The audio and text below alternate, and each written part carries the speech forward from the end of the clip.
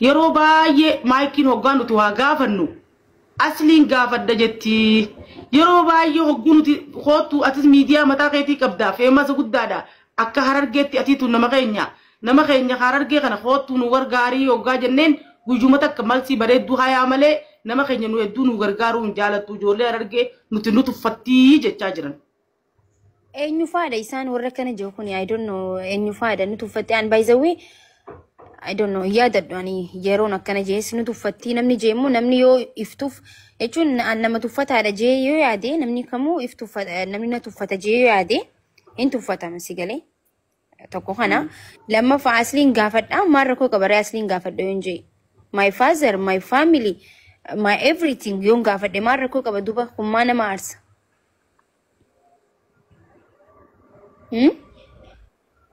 Nama naarsuure kun bar waan nama aarsu miti normally da bar because family da yoo waloon dhufnee hojjenne ilma Oromooti qee Oromoo raabe yoo waliin hojjenne yoo waliin dhufnee tokko taane waliin hojjenne guddina yoo finne malee kasaaraa hin finnu maal rakkoo qaba duba kun Muniira waliin dhufnee saba nama tokko yoo gargaarre Ininis nama hedduu isa hordofa anis nama hedduu na hordofa wali gaafa dhufnee gargaarre nama miidhame santu rakkataa santu akka maleetti gargaaramaa rakkataa saniifu gaarummaan oola maal rakkoo qaba duba yoo waliin dhufnee hojjenne Oromoon tokkummaa tokko taa waliin hojjedhaa jenneetuma sagaleen taanu duba maal rakkoo qaba yoo waliin hojjedhaa. Eega akkas taate asliin gaafadhaa jetteeni eega mucaa tokko qadhoo tana si fidan san maaliif gargaarsisuu fi dhabdare? Mucaa bar beellama waliin qabanne bar.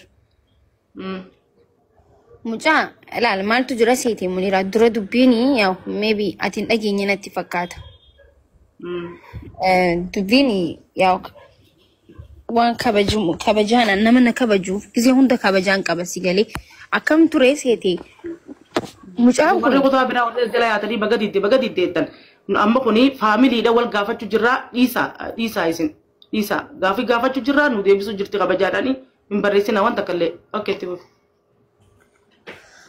Hayyee maaltu jira seete mucaan kun aslan dura mana nama hundaa micooni Oromoo Shawaati miciyoo mucaa kana qabdee deddeemu turte gastii nama hundarra deddeemteeti nama isii jalaa dubbatu dhabnaan mana kiyya fidde ani immoo jalaa dubbadhee micoonis ni jirti isaan dubbii tana qubaa hin qaban. Sigalee dubbii tana qubaan qaban amma warra ati jettu kun waa'ee mucaa kanaatu namni tokko quban qabu. Mucaa kana bikki inni jiraatu farshaadha. Bikka fagoo jiraata mucaan kun. Bikka sanirraa mucaan kun miilli isaa hin hojjetu waggaa 4 guutuu sireerraa waliin ka'u. Dubbii tana dhuftee micoon giseenatti akka malee rifadhee nama farsharraa isa baasee imbaasii geessuuf barbaada nama barbaada maallaqa caala nama san masluufummaa fudhatee sanboota immoo maallaqa itti gargaarsisu barbaade jechuudha. Guyyaa lama qoyii hulaadha jechuudha. Nama masluufummaa achi ifama. Hi, Sena, thank you. Maal fiddi? Hai maallaqa isin kan kee? Mana jirti ummaan ta'e? Hayyee dhageekkeettuuni. Dabaa fidaa kottaa. Qoyii ifama Seenaa dhufe.